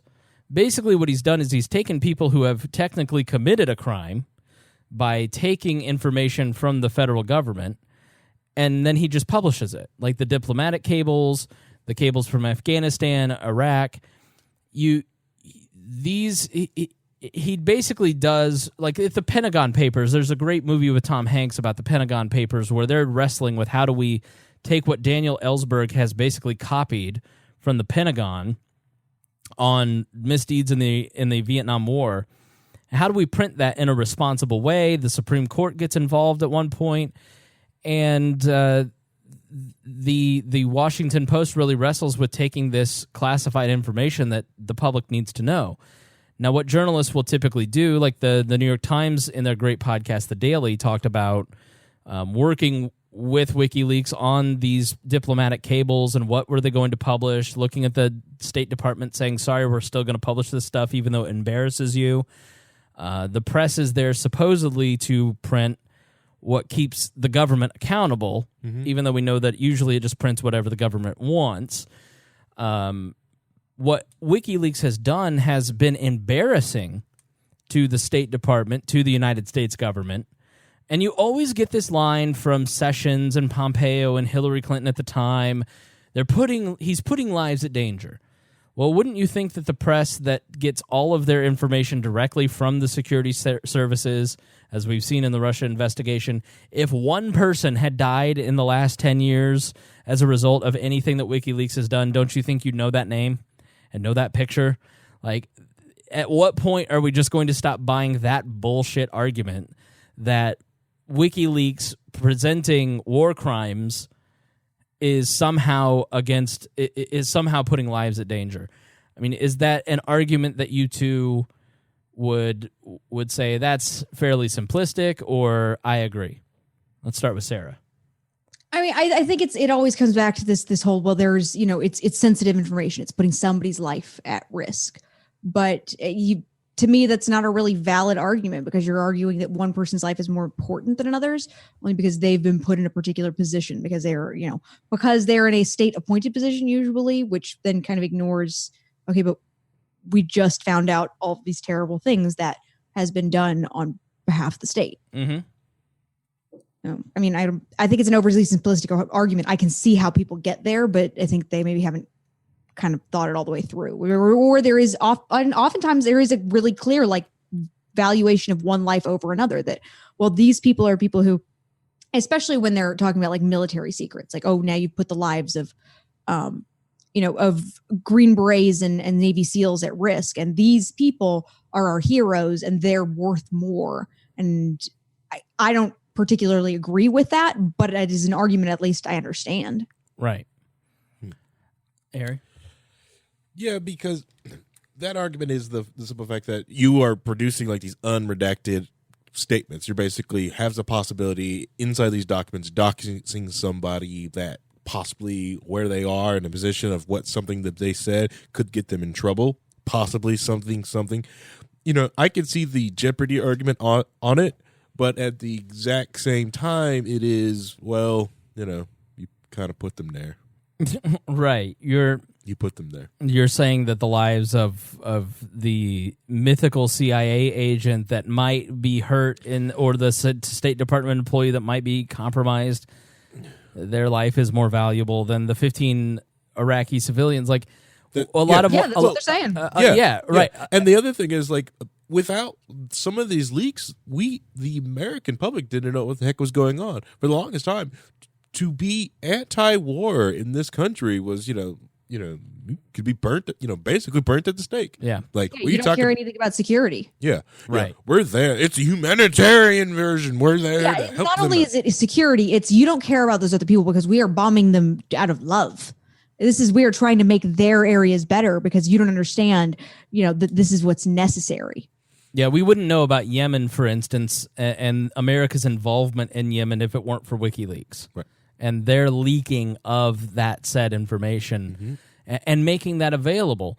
A lot of what the state cables were, I remember we covered it on the show, it was that Hillary Clinton had to have awkward phone calls with the Chinese because diplomats were saying bad things about the Chinese and North Korea, and it put them in an awkward position. And how can you have statecraft if all of our secret cables are being exposed? Well, I don't know about you. Like, how do you answer that? Like, I think for people who are newer to maybe to non-interventionism or maybe don't believe in non-interventionism, that's a palatable argument. How can you have statecraft of any type or diplomacy if everybody knows what you're saying? I mean, it seems like an untenable system, Sarah. Well, I mean, I guess you're basing that system though on deception. That the idea being that we need to have an advantage over everyone else, and that advantage is having asymmetric information in one way or another. You know, you loop back into that problem of you live in a world where if that's the assumption, why are you assuming that everybody else doesn't also have the same assumption? Right. They do. We assume everyone else has just the same amount of intelligence, and so what you do is you engender a world where there's not trust built into that. And I mean, that's kind of the key to any society, but especially in statecraft and world diplomacy, is that you have to have some level of trust with other countries. And yes, you should have a degree of understanding of when countries are not your allies. But if you are to have allied countries, like, yeah, it causes huge problems when our allies find out we're spying on them, because, hey, that's kind of like when you find out that your boyfriend is going through your phone. Right. Yeah. Yeah, and I thought we had an agreement. Right. Yeah. And that's why we get so upset with all these, like, I can't believe Yahweh and the Chinese government is spying on all this. Did you not know because of Edward Snowden we knew that the U.S. government was putting all kinds of spying stuff in the Cisco routers and pulling everyone's traffic and through the PRISM system? That was all these U.S.-based stuff, and a lot of the other countries weren't trying to use U.S.-based routers and switches. I think if you had told people in 2005 that we're going to put a device in your pocket or put a little round trash can in your bedroom, and we're going to hire 100,000 employees here at Amazon to listen to said conversations, I think there would be massive outrage. But I think what younger people may not realize is how much we know thanks to Edward Snowden, WikiLeaks, Chelsea Manning, Julian Assange. You now know that every piece of information, that the government was going to hide from you the fact that every piece of digital communication on the face of the earth is stored in Utah by the United States government. Like, we didn't know that until Edward Snowden and Glenn Greenwald. And what Julian Assange has really done is what journalists do every single day. They get a source and then they provide information based on that source. Right. He does it in a messier way in that he dumps it and lets other people... journalistic ethics that they think. Right. That is kind of what a lot of journalists consider to define journalism, as opposed to just disseminating information recklessly. Yeah, and I think people need to understand that that's still journalism, even if it's maybe not up to a certain journalistic standard. What Julian Assange has done is that he has exposed war criminals. He has exposed government criminals, and those people have never been held to account. It's people like Edward Snowden and Chelsea Manning and Julian Assange that the government wants to prosecute, and that should make every citizen of the United States stop and go, wait a minute, to expose war criminals is a crime in and of itself. What kind of system are we actually building here? Yeah. Sarah? I guess it's a really different... I find when we have a lot of these conversations, especially around like foreign policy, that it's almost that you're dealing with a very, very different fundamental worldview, one in which you kind of have to look at the really core beliefs under that. Like, do you believe that people in America are equal to people in Iraq? Yeah. You believe that they are capable of the same things, and do you believe that they deserve the same amount of respect and liberty? I'm always shocked by the amount of conservative Christians or people who call themselves Christians who somehow think that a life of a person born in America is worth more than the human life of the person born in Haiti or China or Russia or wherever. Like, there seems to be some disconnect on the right, or really just in general. I think most people have it. I think that if you're a person who claims to be a Christian and wraps yourself in the flag, and yet you don't understand the inherent human dignity of every person breathing breath on this planet, I just have to question, like, why do you believe what you believe? Because it doesn't make any sense to me. If you think that a Yemeni's life is worth less than a CIA spy's because he has the American label, like that's kingdoms of the earth as opposed to kingdoms of heaven, and I just have never understood that disconnect from Republicans specifically, because they claim to be so holy. It's usually the brown skin. Yeah, okay. That's an easy argument, easy dig for it. But when you Right. go back to the other argument, it's saying like all these people that know this stuff, they don't. No, they don't. Nobody knows. Yeah. Nobody knows. Nobody cares. And if they do know, they kind of remember it, but they don't. They don't. People are still on Facebook. People still use Google. People still use all this other stuff. They don't know. They love Alexa. You could tell everyone. You could tell everyone till you're blue in your face that thing is listening to them, and they don't give a damn. Right. They don't know. They don't know, and if they don't know, they do not care. They prefer the convenience of it all. Even when you try to warn them or show them, somebody really wants to listen to you, they can. Right. Carry around your cell phone in your pocket. Like, are you really that interesting? No, trust me. You've heard the show. I mean, yeah, and that's the other thing is that we go to such efforts to actively broadcast ourselves now. Yeah. And then we're going to get really worked up about privacy. What? Well, it's all right. The thing is, you have to worry about privacy because the privacy is not for the people who probably for you. Privacy isn't for you then. Privacy probably isn't for Chris. Privacy is for that person that does need it, that person, that whistleblower, that person that needs to be private of something that they are doing to list out those secrets. Because remember, the Chelsea Manning only really got caught because she couldn't protect herself from her own stuff. She kept blabbing. Well, privacy is also for the people they're blowing the whistle on. Correct. Right. They need the privacy. That's why the privacy needs to be there. That the whistleblowers need it. People who do that type of but work. what I'm saying is that they're violating the privacy of the people they're blowing the whistle on. Yeah. So is privacy this perfectly important thing that must be always respected, or is it something that is kind of variable and depends on what you're using that privacy for? Well, the thing is, when it comes to like a state agency, they're using government stolen monies to go sit there and go murder people. So, for damn their privacy, they're hurting people. Yeah. So you're saying that they inherently don't have the right to exist as a tool of death paid for by stolen money. Right. So you don't get privacy. Yeah. I wouldn't. I mean, I'm not really gonna give privacy to the death machine. I'm really libertarianing that up, but I think we should probably flesh that out. I think that when you're talking about something that is funded by the public sector that I own a piece of, I want to know where my money's going, and if my money is going to war crimes, I have every right to know what my income is being used to do, especially if it's being used to kill people because it's so antithetical to my values. Why can you use the argument of privacy or secrecy for a government when inherently it's not meant to be secret? The whole point is that governments are not supposed to be secret. Everything is supposed to be transparent so you can control it as a citizen. Harry, did I stump you? No. It makes perfect sense. Yeah. To me, that's the thing with it. It is because what they do in the shadows is, they hurt people. They take away people's liberties and freedom. Mm-hmm. That's they're basically, quote unquote, taking away the privacy, but at the same time, they're exposing the human rights violations that they're taking away. So that circumvents all of that. Mm-hmm. That's not more of a removing their privacy. That's reporting a crime. Right.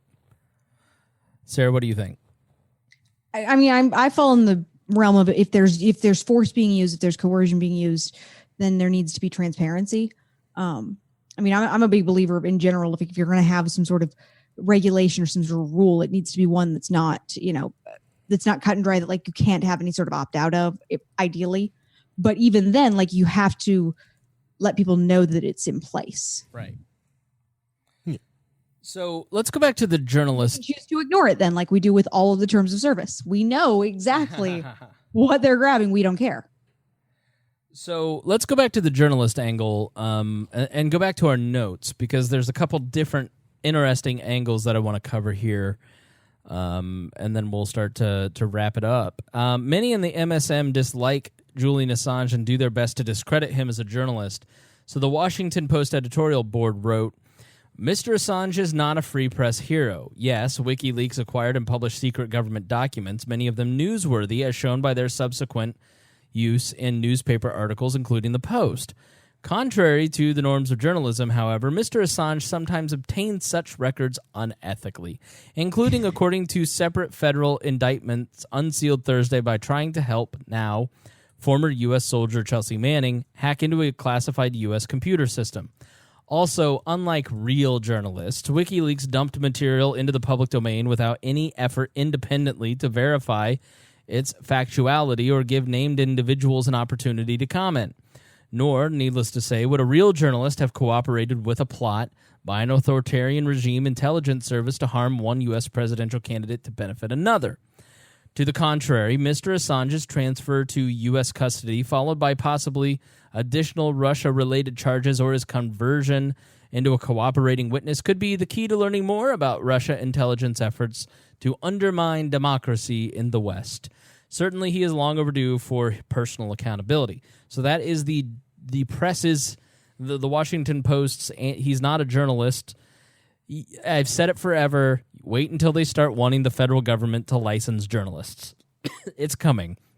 You kind of scoffed at one point, Sarah. What'd you scoff at? Well, it sounds like what the difference that they're making is kind of, they're basically asserting that journalism requires essentially filtering. It requires some sort of you're going through and you at least know what kind of information you're putting out there. And they're asserting that Assange is not a journalist; he's a hacker.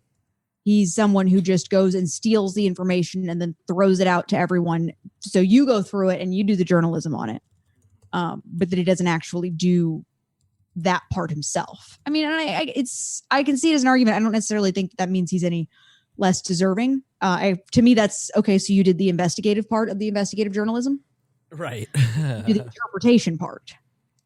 So Tucker Carlson on Fox News gave the alternate. Do you have something you want to say?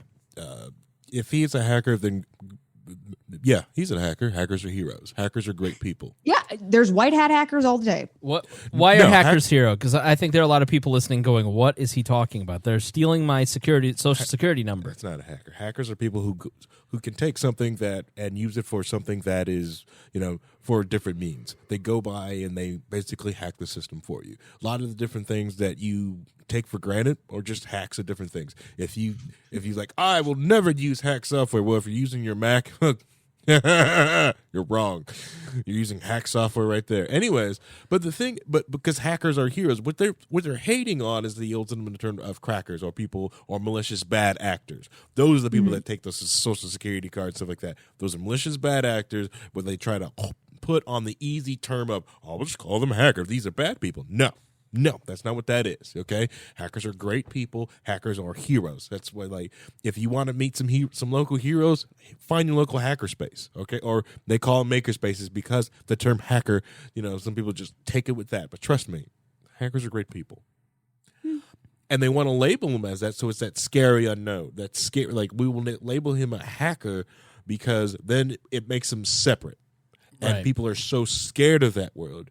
Because because it's easy to be scared because they have allowed these terrible institutions to exist with terrible security, and these bad actors have taken advantage of it. Mm-hmm. So the reason I'm gonna try to turn myself here, I was getting ready to go on a terrible tangent. I apologize, but your Social Security, that's what is it? 7 numbers? Come on.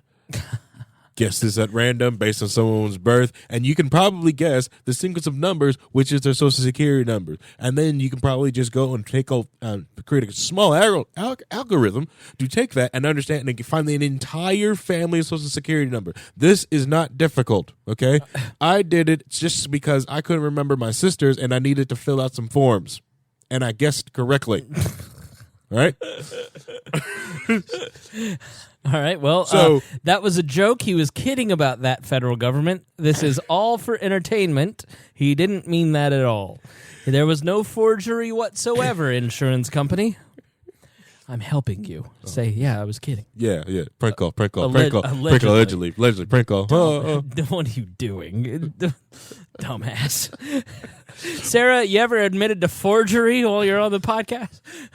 Not in a recordable environment. No. Right. That's Okay. Good. illegal. Just kidding. No JK. Yeah, but it's Misdemeanors are okay. yeah, and that's the thing. They want to separate them from they want to separate them from the journalists. It's because it's easier. You call them the scary thing over there, because this way when they go after him and do anything with him, well, it's because he tried to hack. Look, he was trying to hack us. That's the problem. Yeah. Well, Jon Stewart put it perfectly. The media is its own identity group that is trying to protect itself right now and trying to. So I'm working on a podcast called Leaders and Legends. It's a really great show. I'd love for you to check it out and download that and make me look good. But you'll also learn a lot about how local government works.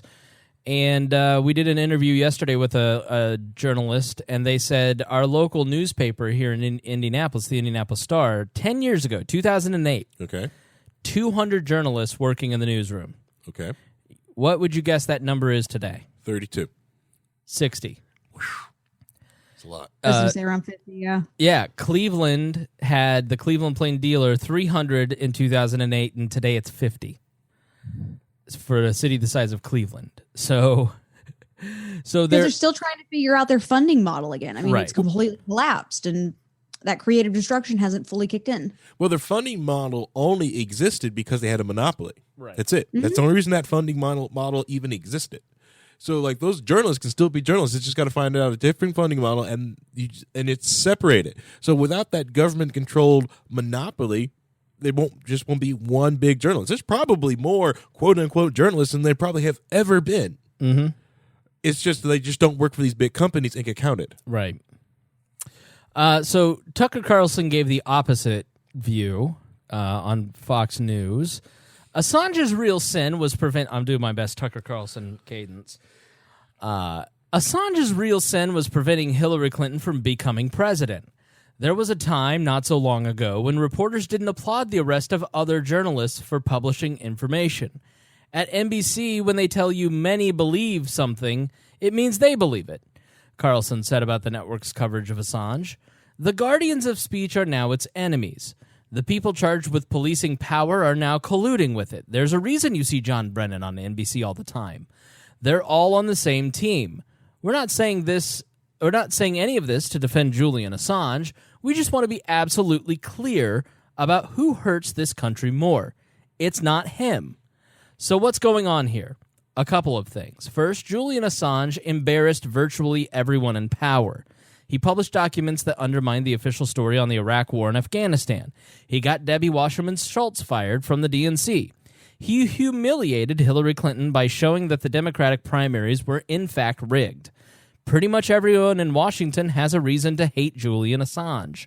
Rather than just admit that, he made us look like buffoons, so now we're going to send him to prison, they're announcing him as, you guessed it, a Russian agent. And I think that's pretty much what this is. This is a person who is providing a public service that embarrassed the people in power, and they're looking to get revenge and create whatever concoction of charges they can find to put him behind bars for the rest of his life. Look at what they've done to Ross Ulbricht. You know, here's a guy who created a website, that the Silk Road, which sold on the quote-unquote black market and on the dark web, the scary dark web.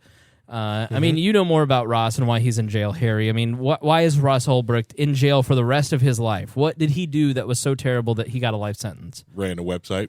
That's it. Okay. He ran a website, scary website. That did what? And sold and the website facilitated sales between people of items that the government either did not like or people didn't have licenses to sell them through interstates. So it basically took peaceful interactions through other peaceful people to sell items. That's about it. Okay. Were some of the items, quote unquote, illegal from the federal government? Sure was, possibly. But some of the items were legal, but just people just sold it on it. Heck yeah. There was some like hot sauces on there that you would call like illegally hot. You know, they were sold, and I wish I would have bought them, but I just couldn't tell myself to, give rid of the Bitcoins just for this illegal hot, hot sauce, And they did everything just like they're doing to Julian Assange to demonize Ross Ulbricht before his case. They kept talking about this murder for hire case. This whole he got these people and he's this kingpin and he got this murder for hire.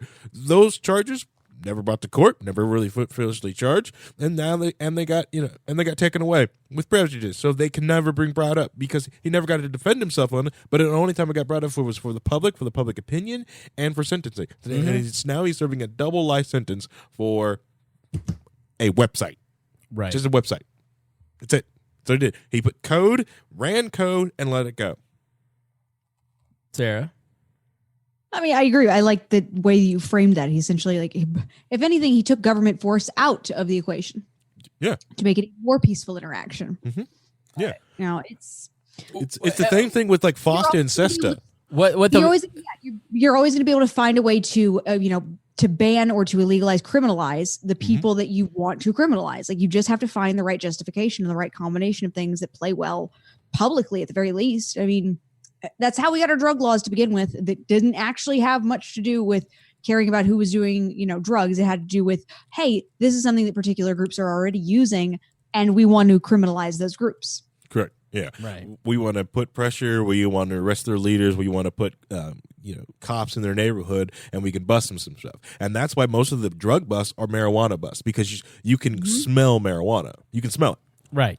The other drugs, you can't smell it. I walk in every day at 4:30, and my neighbors are enjoying that fine plant. Because you can describe to me the smell of cocaine. Right. Yeah. I can. You have to get very, very close and use a straw. Exactly. It's kind of numb. Right, yeah. And that's the other thing is, and cops will more likely go after marijuana bust than they would go cocaine. One, because a couple pounds of marijuana, not that expensive. They're probably just going to take the drug charge, okay? Mm-hmm. A pound or plus of cocaine, it's a shootout.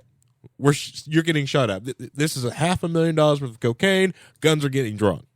So why would I go after the cocaine dealer when the weed guy is just going to roll over for me and get in the back of the car? I think if you are skeptical of Julian Assange, you need to really think about why are you skeptical of what's going on in social media right now? If you're anti-Zuckerberg because he's getting into bed with the existing power structures of the media and the federal government, then why would you, if you don't like Zuckerberg for that reason, then why would you dislike Julian Assange for creating a system that allows you to understand secrets that your government wants to keep hidden from you? These are not secrets that are actually endangering people. These are just secrets that are embarrassing to people like Hillary Clinton. So I guess I don't get, Sarah, and then we'll start to give our final thoughts on this, why a lot of people are anti-Julian Assange. Is it just tribalism? Is it because libertarians of today were good conservatives in 2008 and didn't like that he hacked Sarah Palin's emails? I mean, is it just a hangover from their former beliefs? I mean, some of it is certainly tribalism. There's been a fun meme going around as to your guide as to whether or not you're supposed to hate WikiLeaks, depending on which team you're on. Right. But I also there is genuinely, and I think it's in more of like the conservative contingency of voters that really truly believes that there is an inherent value to the idea of state secrecy, that there are some things that the state is going to have to do horrible things, and that the reason that we have a state is because those are things that individuals, shouldn't be expected to do by themselves. And like, this is something that one of the goods of government is literally like offloading this terrible thing onto, the government. And I don't personally agree with that, but it is a worldview that I've heard espoused pretty consistently. The idea that, yes, torture is necessary, for example, is something I've heard said. It's a terrifying thing to hear, but it's used too well, because sometimes there are situations in which that's necessary. And the reason that we have a government is because somebody has to be there to do the things that have to be done. Right. I mean, it's the same argument that gets you to justify the idea of a whole world police as to why America needs to intervene, because somebody has to, and you have to use that force, which you've given only to the state. Well, when you have to use it for things that can be considered, well, it's just a tough choice. If you have a different value set, underlying those choices, then it comes out a different way. Yeah. All right, let's start wrapping up. Give our final thoughts for the episode. Harry, would you? No, ladies, I'll let Sarah choose. Would you like to go first, or do you want to make Harry go first? I make Harry go first because I just talked. See, she's a broadcaster. She understands separation. Good job, Sarah. I'm an amateur with coffee. I know. Yes, you've got beepers going on in the background. It happened once. I remember to turn it off this time. Here's the thing that's always got me with this and the Julian Assange hate, especially the current group of Julian Assange haters. The same group that's hating him right now wants the Mueller report unredacted. Just want it. Right. Who in their right mind right now, they can look at everyone they know would actually release that unredacted? Is it Julian Assange? Mm-hmm. That's the only person name I can think of. Yeah. I know Tapper ain't. Right. Journalistic ethics are going to get in the way of things that we need to know. Exactly. And so you clearly want government reports unredacted. And so now, but since this guy released stuff that you didn't like, now you're on this other team. Mm-hmm. It is sickening to watch the group that quote unquote called themselves anti-war, peace, freedom of speech, and just watch them keep going down this route, because the same people that were used to be on the side of WikiLeaks and Julian Assange and all these other people that even made the Fifth Estate, that movie about Julian Assange, all these movies about how great of a hero he was, and they've all almost kind of now spit on his name because Trump derangement syndrome, and it's ridiculous. It's just. The one thing I will have to say this, too, is that I think it's terrible, especially if they bring him down for hacking, especially this mild form of hacking, suggesting that he could hack something or some mild, like, talking about it. That's dangerous. Yeah. It's... Well, hacking's dangerous, Harry. No, hacking's just a tool. Going through and looking at and realizing how you could use something for other purposes or repurposing stuff like that, it's like saying writing is dangerous. Right. Yeah. Exactly. It's so true. Yeah. Well, cursive is dangerous. But but at the end of the day, it's the same people. But it is hacking, and code is speech, and at the end of the day, we're talking about the people who want to lock Julian Assange up, the people who want to, their impulse, if you really sat them down, would license journalists, the people who are trying to control what Facebook allows on their platforms. Right. They are anti-free speech. Correct. The people who are, and Tucker Carlson made that point, and it's true. The people who are the denizens of free speech, they're for their free speech. Mm-hmm. They're for protecting their interests.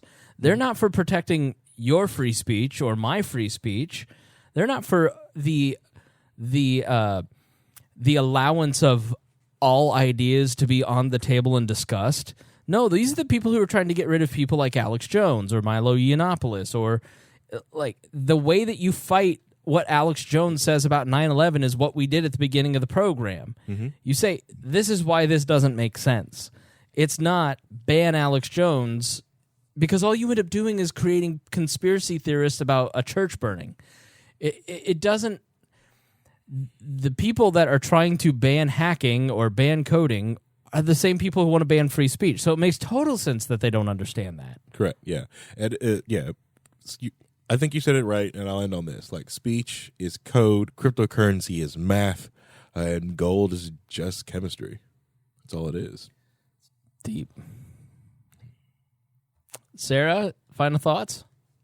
Oh, gosh, you want me to follow that deep thought up? That's really good. Feel free to self-promote, too. I don't know if you can or want to plug what you're doing, or where people can follow you or any of that. But, give your final thoughts. But make sure you plug what you're up to and how people can get in touch. I've been trying to do the social media thing more since I'm traveling more. So please feel free to follow me. I'm on Instagram sometimes. It's my Instagram handle is Freedom Femme. Please spell that. It is Freedom. FREEDOM, femme, FEMME. That means chick who looks like a chick. Leftists speak because I speak fluent leftist. Thank you very much. You do. You are my ambassador to all things SJW. I need you in my life. That's because they see the purple hair and they're like, "You're one of us," and then they're like, "Why are you talking about free markets?" Please explain feminism to me, Sarah. I don't understand. Oh, I'm so excited. I'm going to have an opportunity to talk on how free markets benefit women. Ooh.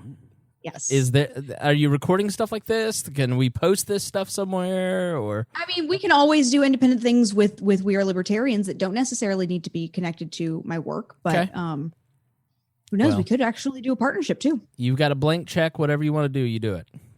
Yes. Well, you know what? That is actually something we were recently talking about. We're going to start a series of wall dailies on what did we determine to calling it is Emotional Literacy 101. Yes, I think we need it desperately. And I'm its main student, trust me, but I don't know. We just need more emotion. We need a more emotional literacy in our lives, Harry. We're going to talk about all the feelings. Yes. Yep. What are they? How to identify them? What to do with them? Yeah. I just slid a rotary pick in her DMs and then blocked myself. Sarah, so anything that you want to say on Notre Dame or WikiLeaks or anything that you feel like you didn't get a chance to say during the show? No, just kind of reiterating with Notre Dame, it's a discomfort with impermanence, and the impermanence is part of life. I mean, this is kind of a big tentative. If you want to look more into it, like you could look into Buddhism, it talks a lot about just accepting the impermanence and that things can be wonderful and beautiful and that they can also be lost in a moment. And that if you're appreciating them now and you're appreciating them for how they are, that you can also accept that loss because you don't have an expectation that's going to stay around forever. Cool. And as far as Assange, I mean, free speech is free speech and everybody likes their speech. But when you allow free speech, it requires you to allow dangerous speech. And that's the hard part is how do you deal with dangerous, genuinely like harmful ideas without just silencing people? Like you can't always just resort to, well, cut their tongue out and kill them. You have to actually deal with how are you going to counter the ideas? Can you talk about it logically? Can you show why that's a bad idea? Right. As opposed to just needing to try and squash it. Alchemy sounded great, didn't make gold. So cutting tongues out is a bad idea. Yeah. No boxes. All right. Darn. Yeah. Well, another punishment for Paul then incoming. For my thought, anything else, Sarah? No. Do you have final thoughts yourself, Chris? I do, of course. Thank you for introducing me, Sarah. It's so nice to have a co-host who understands transitions. You got to be nicer to Harry. No, people love it. People are real into Harry and I fighting. Okay. All right. We have been like two bitter old married couple for like the last 4 months, and everyone's real into it. Just like people are really into Dear Leader demanding apologies. Oh. Man, did I kick a hornet's nest with that last episode? Harry, you tried to tell me. You tried to warn me. But when do I ever listen to you? Never. Right. You're going to tease people on air, you have to let them know first. I don't agree with that. I don't agree with that either. Because I don't feel that I was mean, but I did apologize for being insensitive, and I will. Have to be mean. It doesn't matter if you're mean, but it does help to at least make sure the other person's going to play your game. Is in on the joke. That's correct. You get the drama of like, oh crap, you're not playing along, are you? Yeah. So I accidentally made Caitlin Cloven mad, and I do want to apologize to Caitlin because my intention was not to make Caitlin Cloven mad or to insult her in any way, shape, or form. I have a great deal of respect. This is why I'm here. I'm here to guilt your leader into issuing an apology. Yes, and I appreciate it because we talked about doing this and I forgot because I was going to do it earlier in the show. So thank you, Sarah. I appreciate it. My intention was not to make being libertarian and Caitlin mad. That was never my intent in any way, shape, or form.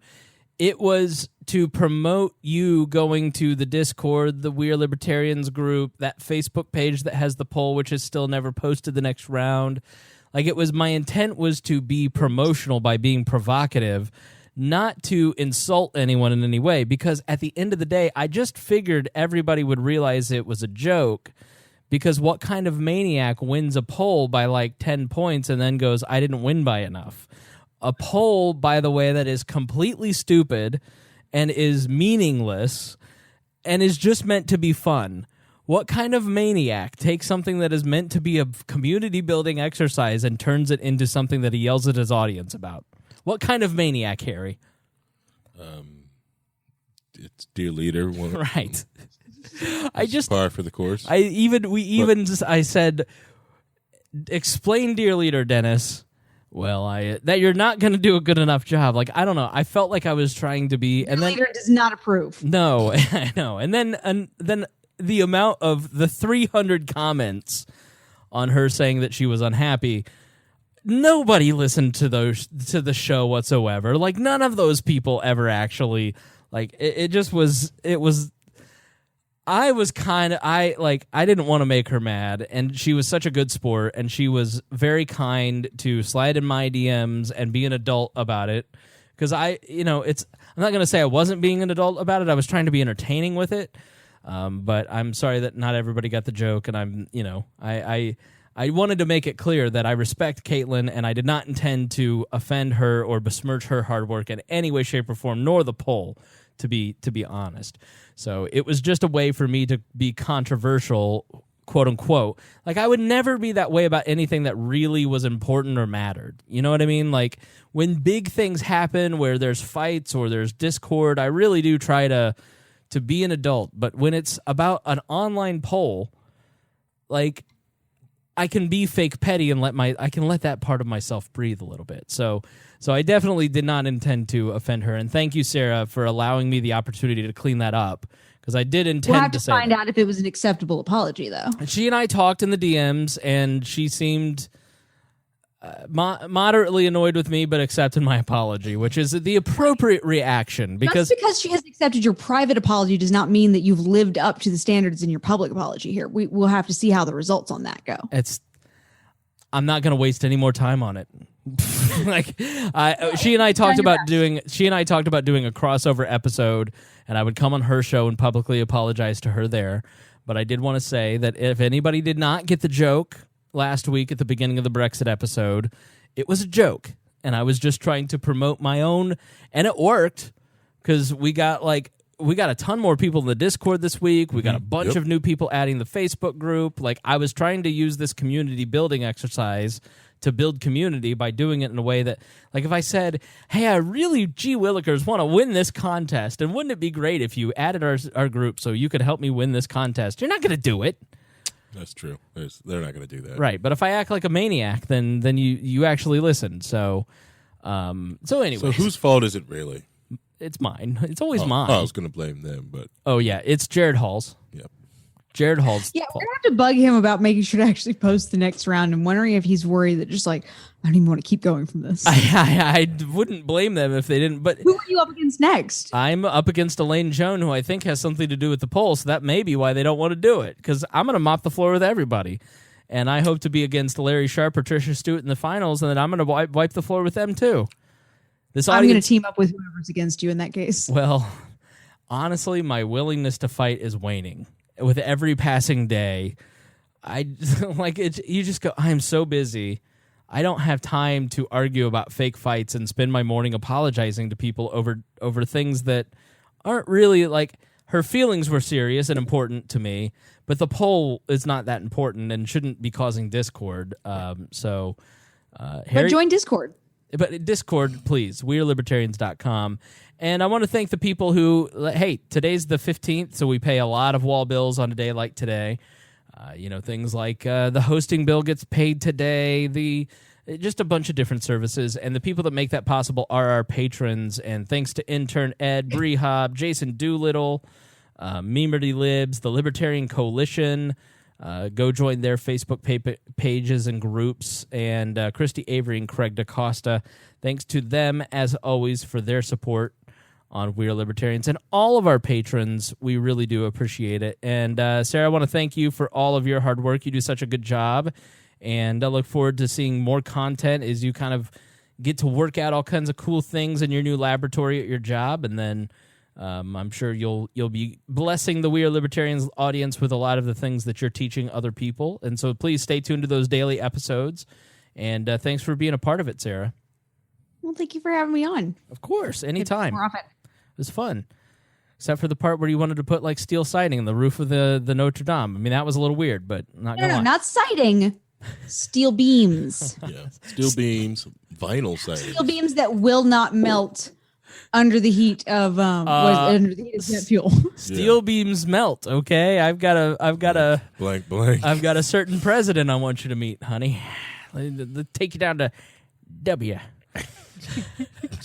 Listen here, I've got thermite. All right, everybody, thank you for listening to We Are Libertarians. We appreciate your time, and if you made it this far, then you are just a very valuable member of We Are Libertarians, and we thank you. So please share it with a friend. Thank you to Sarah, thank you to Harry, and we will talk to you next time.